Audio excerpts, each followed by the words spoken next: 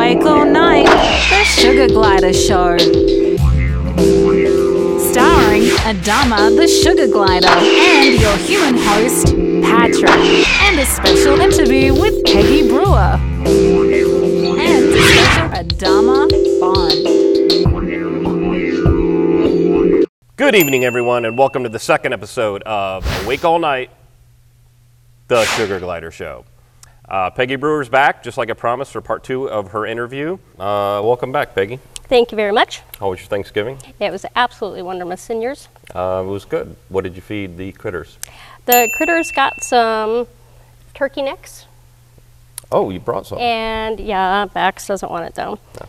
And they're mixed veggies. Do they eat that? Like, what do they leave from that? Well, I usually put a whole one in there. It depending on how many gliders are in there. Like if I have a pair of gliders, I will split it in two. You know, cut it right in two so that way they don't fight over it. Mm-hmm. But in the morning time, those will be hollowed out. They eat all the meat off of it, and like if you put in chicken bones, they will hollow out the whole center of the chicken bone. Just like the marrow? Mm-hmm. Oh. Yeah, their little tongues will go all the way through there. And they fight over food? Oh, yeah. Well, let's just get into it. Cages. People want to know about cages. People have commented on my cage. Do they have to be little squares? It doesn't matter if it's this type of material here. This is my little travel carrier. This here is the PVC coated mesh. Martin's Cages also makes it in powder coating now. And then you have your flight cages from YM, Preview. You know, it doesn't matter if it's horizontal or vertical, they can get around just fine. Okay, because I was called an idiot for having one like mine. So I'm calling you out. I'm going to put your email right here. All right. So I get a lot of people saying, you know, what never to do with a sugar glider. There's all kinds of, don't ever do this, don't ever do that. What is one thing can you think of never to do with a sugar glider? The one thing never to do with a sugar glider is to allow anybody, veterinarian or anybody else, to clip their teeth. Their teeth are actually set. They do not have teeth like a rodent. They don't continually grow. But some vets that are not educated in them are not aware of this. So when they look at the long incisors, they automatically think that they're going to create ulcerations on the top of the mouth. This is not so. They do have pulp in their teeth, which is nerves, in their teeth, and if cut too much, trimmed, floated too far down, it can cause infection, and it can lead to making their teeth have to be extracted. So that being said, how do you find a good vet, the one that wouldn't know not to do that? The one thing you always want to do is have a consult visit first. I mean, that's always really, a vet will sit there and do that. I mean, you might have to pay for the office visit, but honestly, it's worth it in the long run. Or if you have a good vet, if you have a dog or a cat, and they're willing to see a sugar glider, but they've never seen one before, just take in a list of consult numbers. There's many different veterinarians out there that will do consults, and they can, you know, we can give them a list. We can give the viewers a list of different vets that will do consults, and have your vet call these vets and find out what to do, what types of tests need to be ran, what should they look for, you know, and ask different questions, you know, make sure that they're willing to learn. Most vets are. Mm-hmm. But most of them, you have to help guide them. You wrote a book, Living With and Caring for Sugar Gliders. Why did you do that? I did that because at the time there was hardly any kind of updated information out there. I was a member on a couple of different glider forums, and a lot of people were bickering back and forth because the information was so outdated, and there was bad diets listed in some of the books that were out there. They still bicker back and forth, but yeah, go ahead. They do. So I gathered as much information as I could that was current at that particular moment. It is a good book that covers many, many different topics that you will not find in any other professional written book out there, such as self-mutilation, housing, diet, bonding, rescue homes, and we're currently working on a second book that will be covering a lot more medical issues as well. So I have Adama. He's the only sugar glider I have. Is that a bad thing? Hi, Glider Central. Is only having one a bad thing? Yes and no.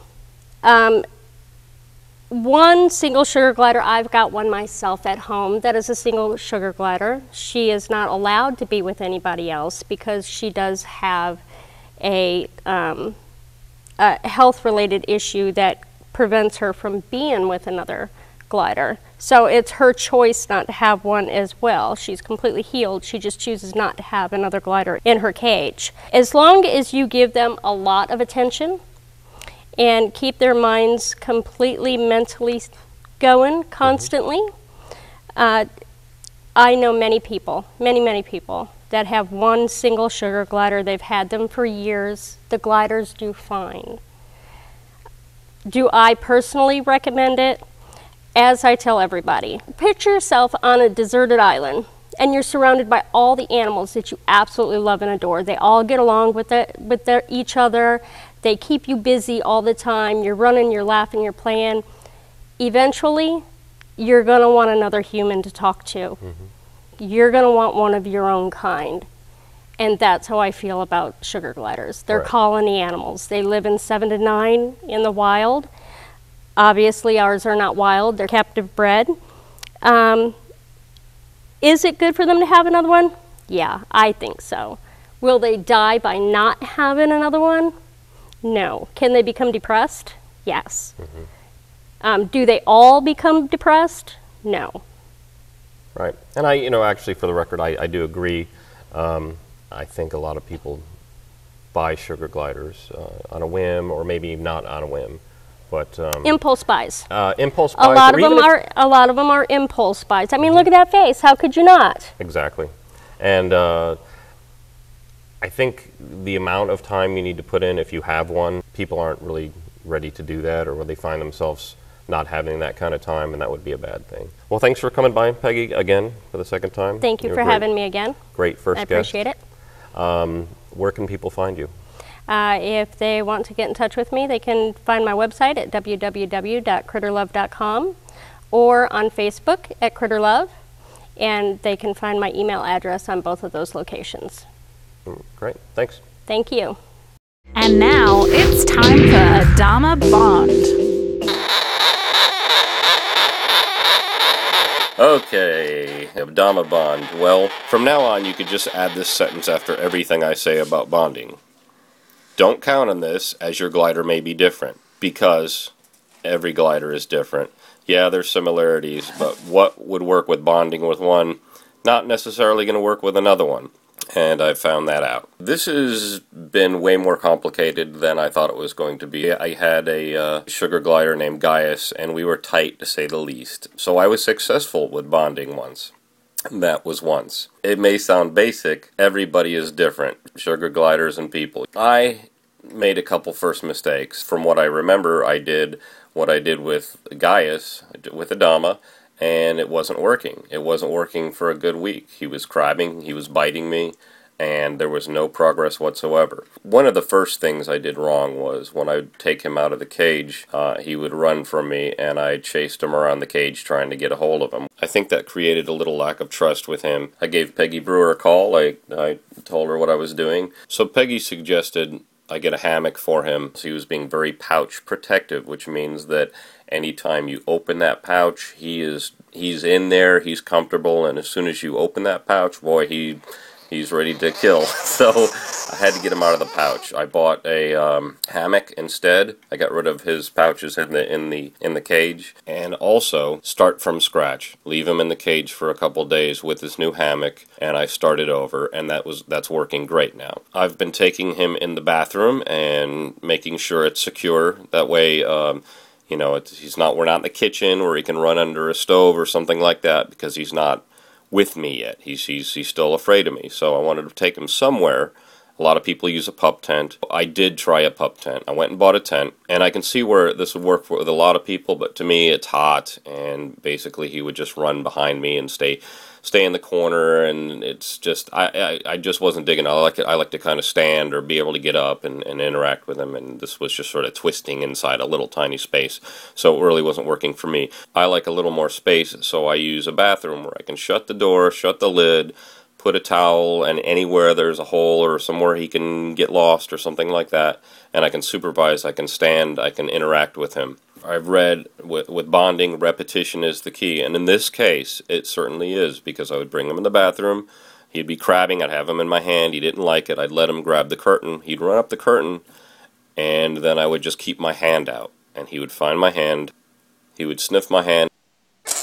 Oh, really? Really? And eventually he started interacting with my hands. Not so much me, but my hands. He actually stopped biting me hard. And eventually he started climbing onto my hand. And when I would move away slowly from the curtain, he would jump back to the curtain. So repetition, he kind of liked that. So I would pick him up from the curtain, hold him in my hand, he'd jump back to the curtain. I'd go put my hand there again. So now we've got a bond where he knows he can step on my hand, I'm going to move away, and he can jump to the curtain, and that's kind of fun for him. Unfortunately, I have yet to find the food that a Dama will come to me and just take out of my hand. I've got him to take a piece of apple from me a couple times. I've got him to lick some HPW out of a bowl, but treats, he's not having it. He eats every night, which is great.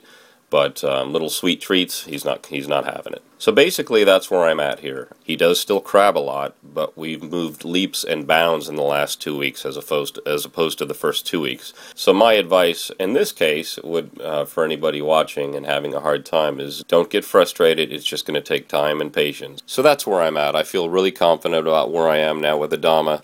Things are much better than the first 2 weeks, and I've got a special surprise for Adama in the bonding part of the episode for next episode, episode 3. So tune in and see what that's all about.